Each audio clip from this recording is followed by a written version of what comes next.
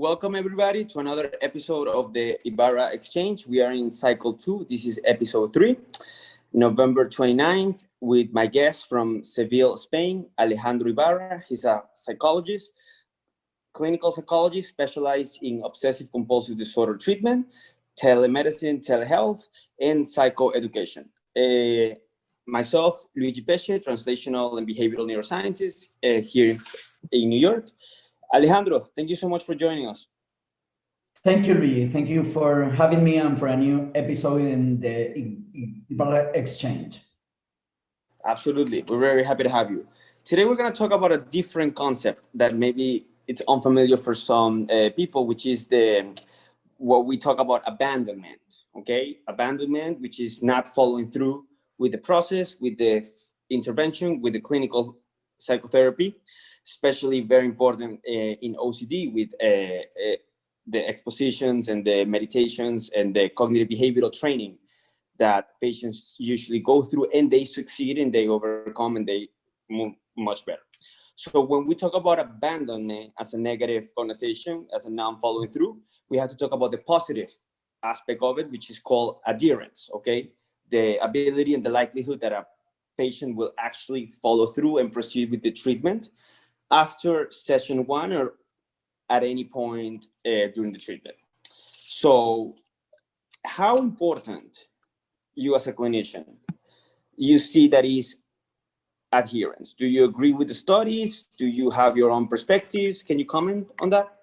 Yes, respect the adherence in OCD treatment is a very important point. It's a very important key because it's one of the most important predictor in the adherence or in the follow through to the patients with the treatment in OCD, especially in ERP. Because remember that ERP is a technique that work with continue, work with follow, work with adherence, work with at least once or twice a week. So it's very, very important that the percent in adherence is very high. And in our practice office, in our work here in Seville through telehealth, we work hard every day to getting better the percent in adherence. So it is a very important point and a very important predictor. Remember that I shared with you a research for Jonathan Abramovich, that is one of the most expert psychologists in the field in OCD treatment. And this kind of research show us how the adherence can get improved or get better the symptoms in OCD. Doesn't matter if OCD with ritual motors or in pure, for example, HOCD or ROCD.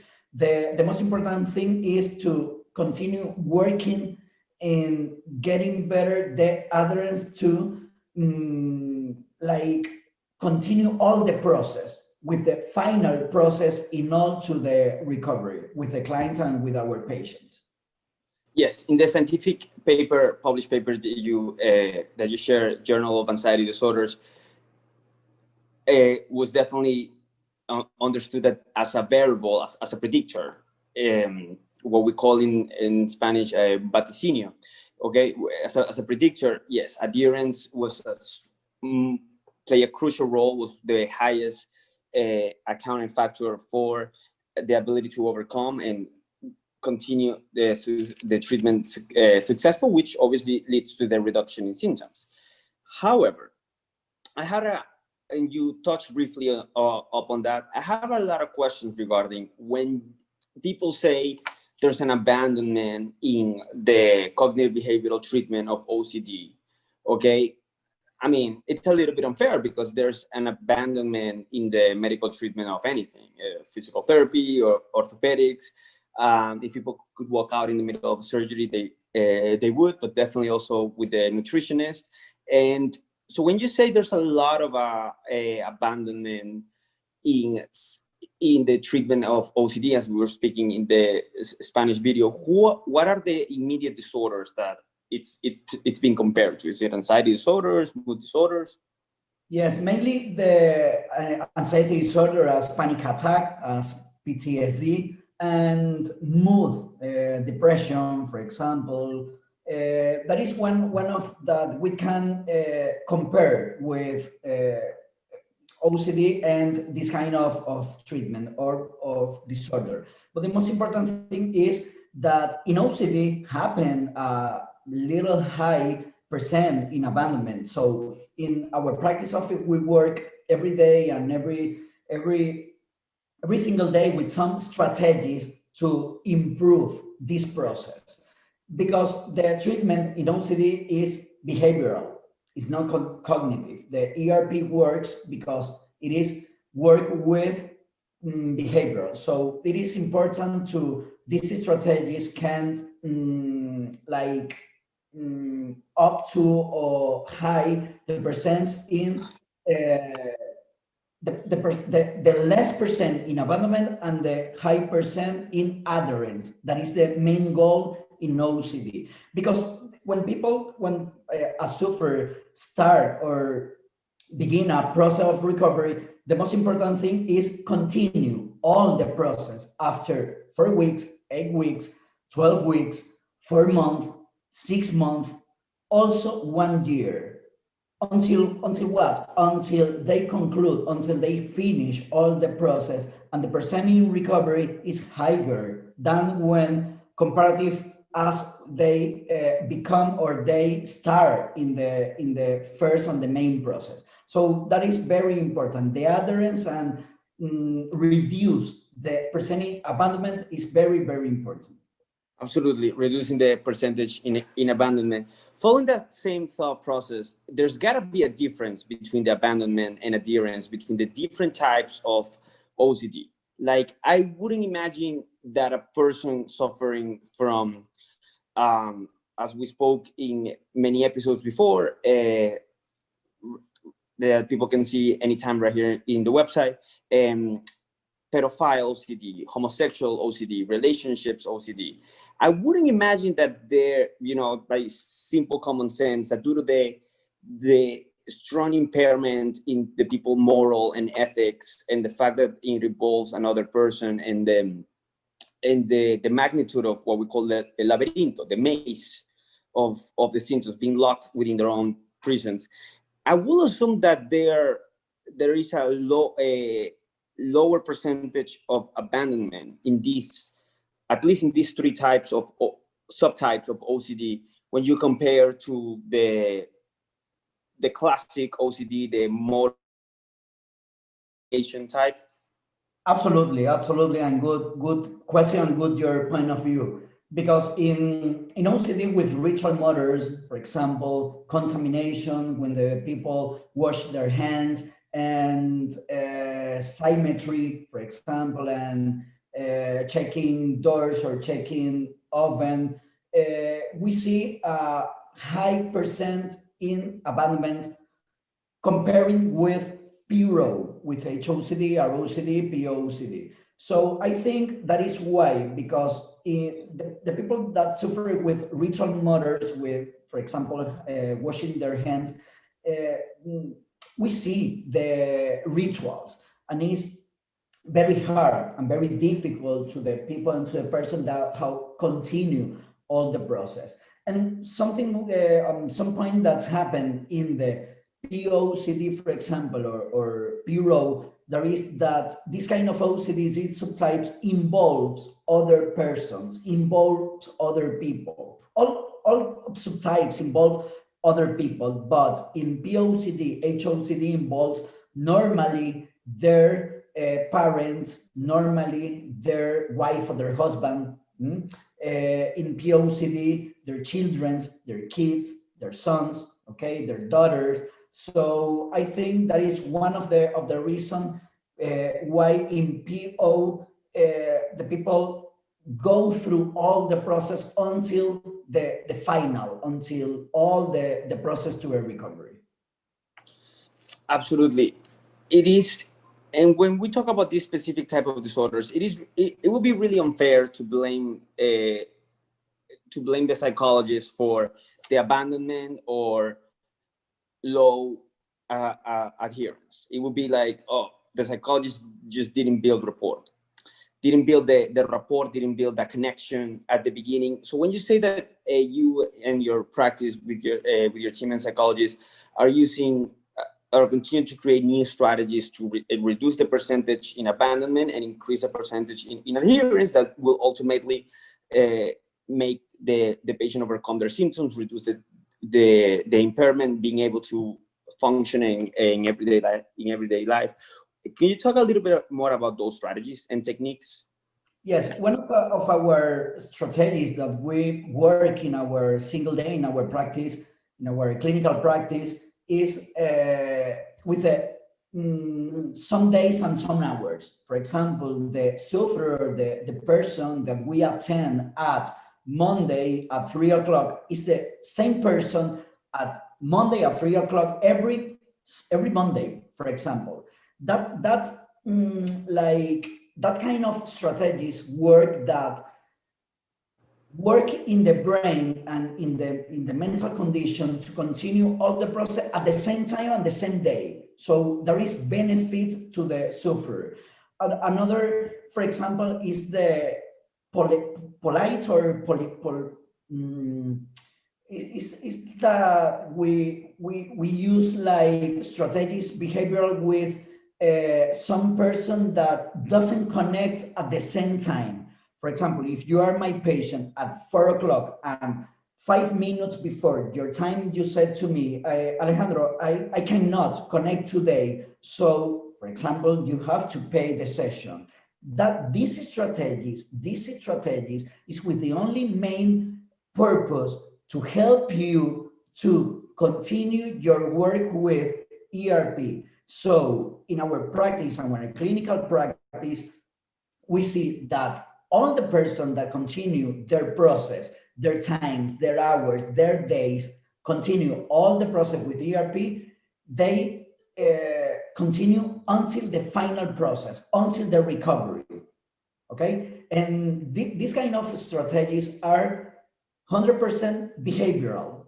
So there are benefits to the patient and to the client. Okay, there is an important, and I think no many psychologists work with this kind of strategy because it doesn't learn, or we don't learn this in the university or in the school, in the medicine school, for example. We learn after in the street, or after with our practice office or with our clinical practice. So I think no many psychologists, clinical psychologists work with this kind of strategy. If the patient, for example, doesn't appear or they doesn't connect, okay, it doesn't matter, it's not my problem. No, it's our problem. It's our problem because part of my challenge with in our team and with the patient is that you, as a patient, as a sufferer, continue your work with ERP until your recovery. That is the point. It's not the same as canceling a subscription to a magazine or to a specific app or a specific social media platform that you're watching. Your strategy is logistical and it's an incentive. It's supposed to incentivize individuals to follow through, carry through, not some sort of punishment, as in, yeah, if you don't come to the therapy, you cancel 5 minutes earlier, you have to pay it, which, you know, it only in my mind would be a little bit disrespectful with the psychologist and the therapist, and with the other patient that couldn't actually book the time with the therapist because this person had it.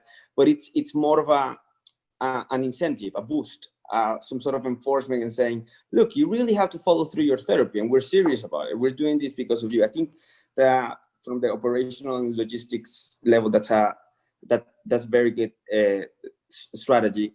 Bringing back to the topic of abandonment and what has happened between these different psychological disorders, we have seen an increase in mental illness at least in the United States, almost on every group, talking about depression and anxiety in children, in middle school, high school, college students, to obviously an increasing domestic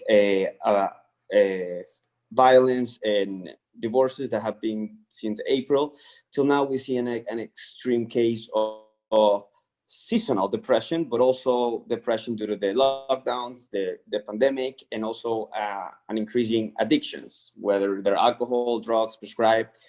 Based on this, I will imagine when you compare your practice in Spain with 2019 and 2018, there's got to be a difference, an increase for better or for worse in something. Yes, definitely. This atypical year, we cannot compare with 2019 or 2018 because are different year. This pandemic have earned all people, all person to get improved and to create strategies to the mental condition and the mental health. So in our practice office, in our clinical practice, definitely we are looking at increase in OCD, in PTSD, for example, in anxiety and in depression. Since around the last five years, we continue working hard with all OCD community since 2015, 14. So we see a little increase this year because it's a crazy year, because pandemic is not just in Spain, it's not just in the United States, it's in all the world. So OCD sufferers are in all the world. So we are looking at increase in OCD. Person who, for example, are with controlled symptoms, that these kind of symptoms are increasing, okay? And person that with low evolution of the disorder get worse with the symptom. So this atypical year is a very, very difficult year. It's an atypical year, and I think this year showed to us how to learn, how to challenge and how to Adapt. Yes, how to adapt to the present, and how to tolerate the uncertain future, because we don't know what will happen in the few weeks, few days, few months, or even few years. We don't know. So that is important point to adapt to the present moment, to the present point and the present moment. And definitely to juggle and to manage a lot of things that are happening at the same time, and with a lot of the, as you said, a lot of the uncertainty. What's going to happen? Is it going to get better? I have a couple of questions regarding them. Okay, you said we cannot compare it to 2019, but yes, we have seen an increase in the patients, perhaps in the vulnerability and the resistance to treatment. But on the positive side, you've seen an increase in the collaborations and the psychoeducation, and the people that are jumping into using technology and to treat OCD and wanting to learn more about OCD, wanting to educate more the community. So the community of OCD in 2020, from clinicians, therapists, professors, doctors, it has increased. It's one of the positive aspects. But I'm curious to, okay, on a normal year, what happens with when we talk about the factor of weather, when we talk about the factor of the seasons, and that do affect regularly, or do change your ability of going the outside or entertaining and keeping your mind occupied. Let's say in 2019, did you see any difference within the number of patients, the volume, winter versus summer, fall, and spring? I think the last between 5 or 8 years, we don't see a big difference between the season. Okay, it doesn't matter if it is winter or autumn or summer. And maybe before that year, maybe 10 or 12 years ago, even maybe yes, but the last 5 or 8 years, no. So in this year, no. In this year, we look and we see an increase in all the patient, in all the sufferer. Also, we see an increase in the OCD online conference, the psychoeducation, in the treatment, in maybe also in some psychologists, like a new era of psychologists that wants to study and research or about the OCD. So I always recommend go to the United States, go to the IOCDF, go to the Center of Anxiety, maybe in Philadelphia with Edna Foa, and continue the studying in English, because in Spanish the information is reduced. It's not the same due to There's a translation. ceiling. Exactly, the translation is different. So go to a United States, study, and work hard to help to others in the recovery and in OCD recovery. No through work or study with one book. No, it doesn't matter. It doesn't matter. I think, and I recommend everybody, every psychologist or clinical psychologist, go to the United States and go to IOCDF and study the program with OCD Foundation. Before I ask you my last question, I just think, just to touch a little bit on the point you just made, I think it's incredible that the fact that there are no differences on a regular year, and that you haven't seen these differences within the last 8 to 10 years due to the season, due to the spring, winter, summer. I think it's just remarkable and speaks about the magnitude and the gravity and the seriousness of OCD as a psychological disorder and impairment. Because one ignorant person, could argue that this doesn't happen when you have your mind occupied and you're entertained. So it's more likely to have it during the winter when there's nothing to do, as opposed to the summer. But no, OCD, just like we say, doesn't discriminate between age, gender, class, social class status, ethnicity. It also doesn't discriminate the season, between seasons, as opposed to mood disorders or other types of psychological disorders that, due to the lack of light, it might be a little bit natural light. There might be a little more impairment. But just my last question: how can you keep your mind occupied if you're in the United States in the lockdown? What is healthy? What can you do? What are tips? What are tips you can do that when you're not at work and you're not at session? Okay, you have that space, that gap in time that you're okay. How can I do things that won't incentivize you, or sort of like a bait in order to you to do to follow the tics and the rituals? Yes, good and important question. Good and important question, because 3 or 4 tips or strategies to getting better with the ERP. ERP is the main and the gold standard treatment. So between ERP or after ERP, or also between every session and another one of the most important things is continue working with mindfulness technique. It's a strategy. One of the most powerful strategies is practice mindfulness at least 5 or 10 minutes twice or 3 times a week.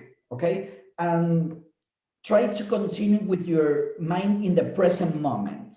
There are many metaphors to work with mindfulness. One of the most powerful metaphor is the metaphor of the seesaw. Remember how the seesaw, no? The seesaw, sometimes you are in up and sometimes you are in down. So the metaphors in season, you can practice with your mind and with your thoughts that continue going to in your mind, that it doesn't matter the answer, no yes and no. So just continue in the mind, like here, like in the middle. That is one of the metaphors that we practice. Yes, that we practice. Maintain the balance, maintain Exactly. the focus, the center. Okay. Exactly.